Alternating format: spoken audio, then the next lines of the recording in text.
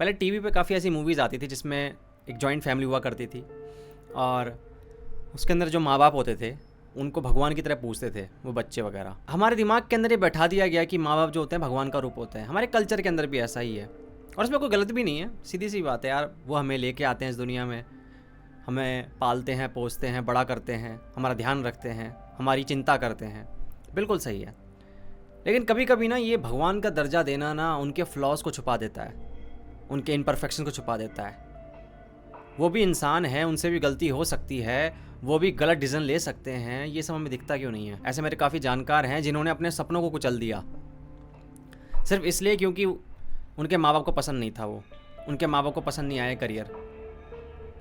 और बहाना क्या देते हैं ये लोग कि यार अगर मैंने कुछ हासिल कर भी लिया, मान ले मैं सक्सेसफुल हो भी गया, तो भी क्या फ़ायदा यार, मेरे माँ बाप तो दुखी रहेंगे ना। मैंने कहा ठीक है, क्योंकि उनके लिए माँ बाप मतलब भगवान, और भगवान को दुखी करना सबसे बड़ा पाप है।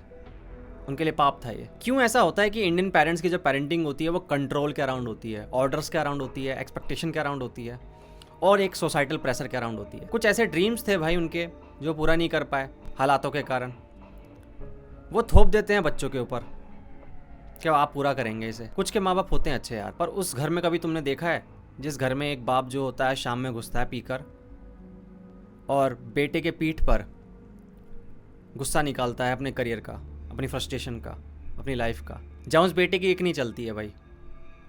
वो बेटा कुछ बोल रहा है उससे फ़र्क नहीं पड़ता, उसकी कोई एजेंसी नहीं है, कोई इंडिविजुअलिटी नहीं है। वो जो करेगा, जो खाएगा, जो पिएगा, सब वो इंसान डिसाइड करेगा।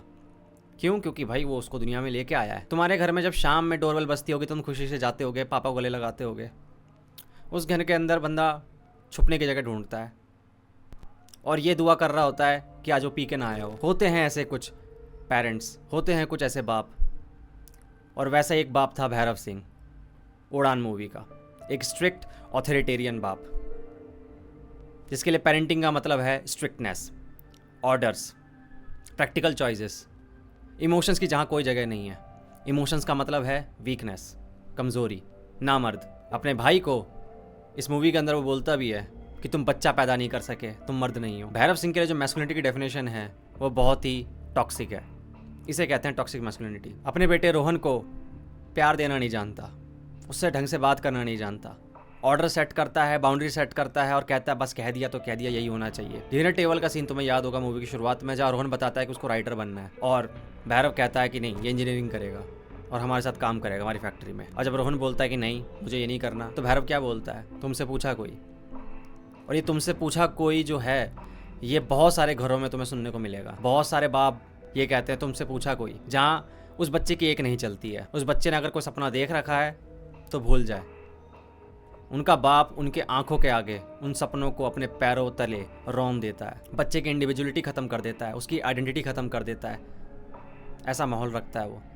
और यहाँ रोहन नहीं, अर्जुन भी शिकार बनता है। 6 साल का, 5 साल का बच्चा, उसकी पीठ पर निशान जब देखता है हॉस्पिटल में रोहन, तो वो समझ जाता है कि क्या होता है इस घर के अंदर। बट इसमें आपको याद होगा एक घड़ी होती है जो कि भैरव जो है वो रोहन को गिफ्ट करता है 18वें बर्थडे पे और कहता है ये मेरे दादाजी ने मुझे दी थी और वहाँ से पास ऑन होती आई है। ये घड़ी जो है ना सिम्बलाइज करती है उस ट्रॉमा को जो generation to generation pass on होता आ रहा है, उस टॉक्सिसिटी को सिम्बलाइज करती है जो generation to generation pass on होता आ रहा है। उस टॉक्सिक मैस्कुलिनिटी का खुद भैरव सिंह भी शिकार हो रखा है, वो भी विक्टिम है। उसका भाई पूछता है ना आप खुश क्यों नहीं है भैया। इस मूवी में दिखाया है कि कैसे भैरव का जो बाप था वो भी ऐसा ही था, वो भी स्ट्रिक्ट था, कूट दिया करता था। और कितनी आसानी से इंडियन पेरेंट्स जो होते हैं हमारी बॉडी पे निशान छोड़ जाते हैं मार पीट के, जैसे कि हमारी आत्मा पे उनका कोई हक हो। जस्ट बिकॉज वो हमें दुनिया में लेके आ गए, उनको हमारी आत्मा पे किसने हक दे दिया, हमारे सपनों पे किसने हक दे दिया, किसने हक दे दिया कि हम फिजिकली अब्यूज़ कर सकते हैं, हमें मेंटली तोड़ सकते हैं। फिजिकली तो ठीक है यार, वो निशान घाव ठीक हो जाते हैं, लेकिन जो मेंटली चोट लगती है वो ज़िंदगी भर रहती है। अगर तुम्हें माँ बाप से नफरत हो गई ना तो चांसेस हैं कि तुम्हें दुनिया से नफरत होने लग जाएगी। और भैरव के साथ भी यही हुआ। उसके बाप ने ये दिखाया कि दुनिया ऐसी ही होती है, पेरेंटिंग ऐसी ही होती है, स्ट्रिक्टनेस ही पेरेंटिंग है, कंट्रोल ही पेरेंटिंग है, इमोशंस की कोई जगह नहीं है। इससे ज़्यादा और क्या टॉक्सिसिटी चाहिए तुम्हें। जितने भी लोग कबीर सिंह का एग्जांपल देके या एनिमल वाले रणविजय का एग्जांपल देके बताते हैं ये है टॉक्सिक मैस्कुलिनिटी, मैं कहना चाहूँगा भैरव सिंह को एक बार देखो। इस मूवी में हमें लगता है कभी ना कभी तो ऐसा होगा कि जो भैरव सिंह है वो अपना प्यार दिखा पाएगा, एक कोशिश करेगा दिखाने की कि मैं भी प्यार कर सकता हूँ, मेरे अंदर भी इमोशंस हैं। जैसे कि एक बार नशे में आके सीढ़ियों पे बताता है वो कि 8 साल में तुम कहते हो कि मैं स्कूल नहीं आया, मैं 8 साल में आता था स्कूल तुम्हारे पास, तुम्हें फुटबॉल खेलते हुए देखता था खिड़की से, बट पता नहीं था क्या बोलूँगा तुमसे, क्योंकि उसको प्यार करना आता ही नहीं है, उसको प्यार करना सिखाया ही नहीं किसी ने। इस मूवी में हमें होप होती है कि शायद ऐसा होगा कि भैरव सिंह जो होगा वो बदल जाएगा, लेकिन इस मूवी के जो राइटर और डायरेक्टर हैं उन्होंने एक बहुत कमाल का सीन है उससे बताया है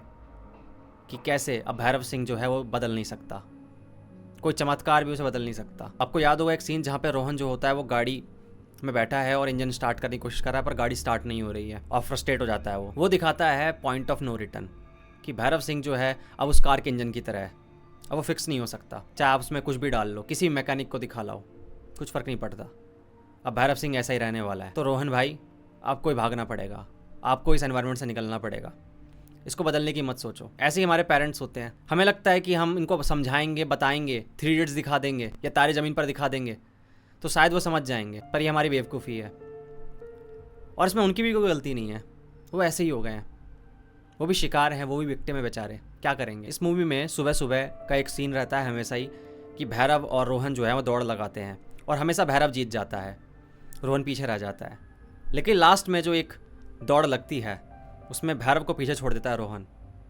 ये सिम्बलाइज़ करता है कि कैसे रोहन ने कहा कि अब ये ट्रॉमा खुद तक ही रखो, तुम खुद तक ही लिमिटेड रखो, अब मैं इसको अपने साथ नहीं ले जाने वाला, इसको मैं पास ऑन नहीं करूँगा। और दूसरी चीज़ ये सिम्बलाइज़ करता है कि जो रोहन है वो उड़ने के लिए बना है, वो जो दौड़ है और भैरव को पीछे छोड़ना उसकी उड़ान को दिखाता है। वो दिखाता है कि तुम तो मुझे दौड़ना सिखा रहे थे लेकिन मैं तो उड़ने के लिए बना हूँ और ये मेरी उड़ान है, तुम मेरी इंडिविजुअलिटी को नहीं तोड़ सकते, तुम मेरी पहचान मुझसे नहीं छीन सकते। लास्ट में देखा होगा जो लेटर है उसके साथ वो घड़ी भी गिफ्ट कर देता है वापस उसे कि भाई ये घड़ी अपने पास ही रखो, मैं इसको पास ऑन नहीं करने वाला हूँ आगे।